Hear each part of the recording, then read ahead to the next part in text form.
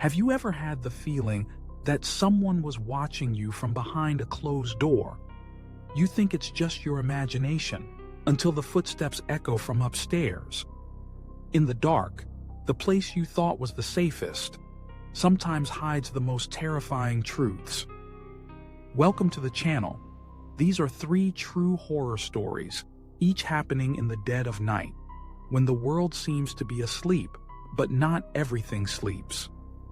Story 1: The Stroller and the Child Who Wasn't There. I still remember that Halloween night like a scar etched into my childhood. I must have been 7 or 8. Usually, my mom would take my older brother and me trick-or-treating, but that year was different. After school, she dropped me off at my classmate Sean's house to go with him and another friend named Johnny.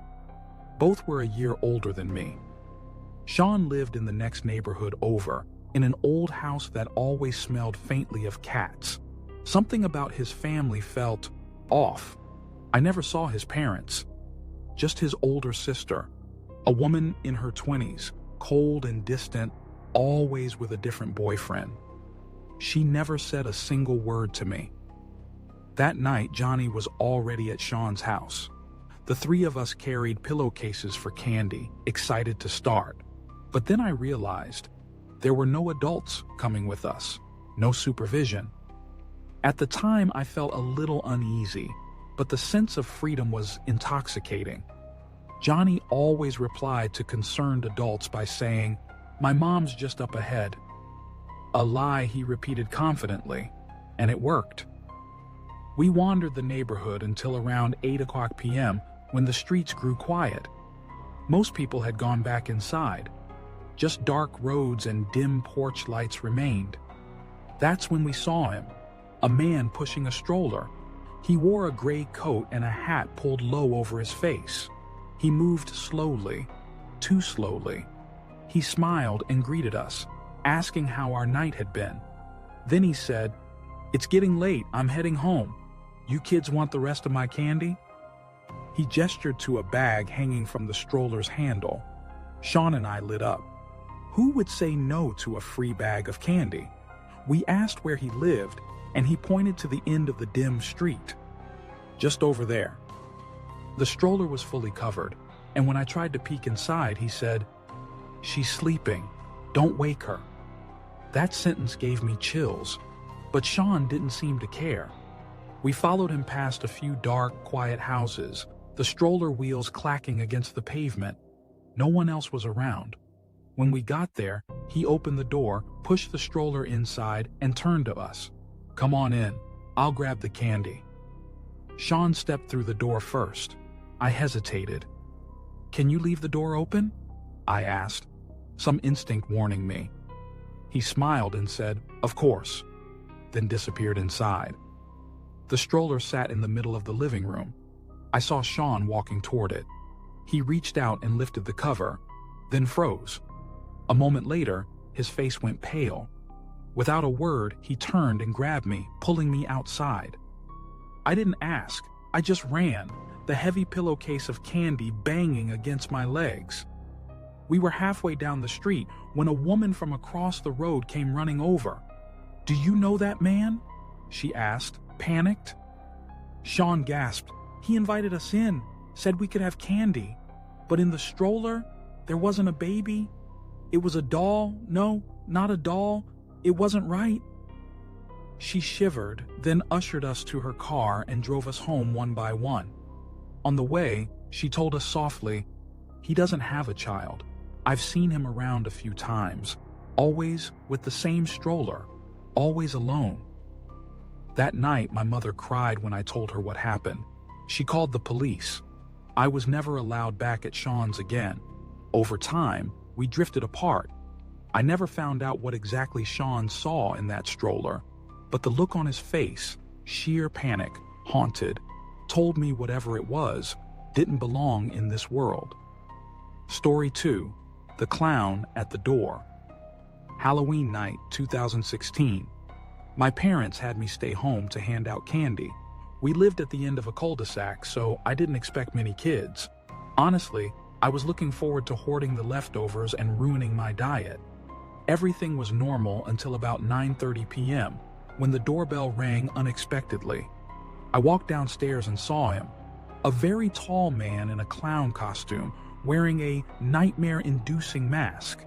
He didn't say a word, just waved and held out a brown paper bag, completely empty. I didn't open the door. I stayed behind the glass and said, "Sorry, we're out of candy." Then I shut the door quickly, heart pounding. Something felt wrong. That wasn't the look of a forgetful dad or some teen goofing off. He stood there, motionless, disturbingly still. I turned off the downstairs lights and carried my little dog upstairs.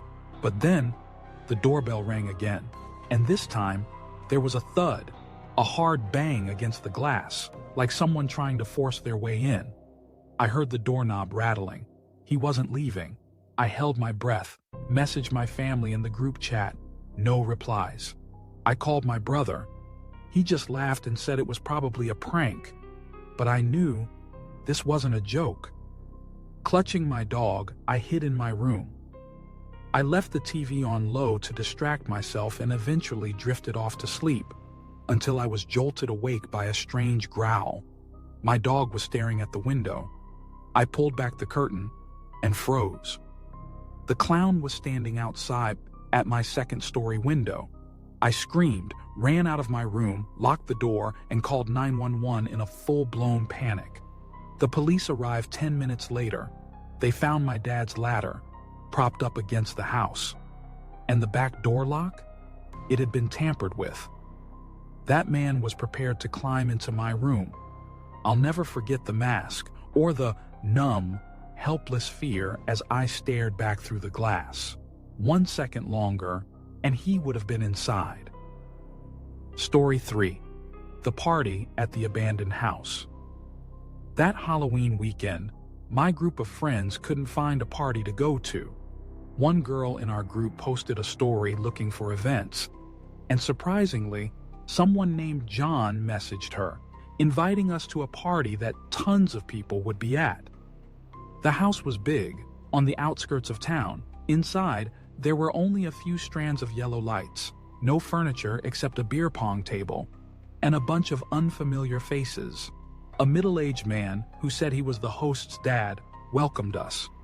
He guided us to the drinks, offered us shots, and made special mixes tailored to each person's taste. At first, I thought he was just enthusiastic, but then he started acting strange. He only focused on the girls, asked personal questions, called us by name, and wouldn't stop offering drinks. The last thing I clearly remember was him handing me a red cup. After that, everything went blurry. I woke up in a car, parked outside my house. My friends had taken me home. My head throbbed like it was splitting open.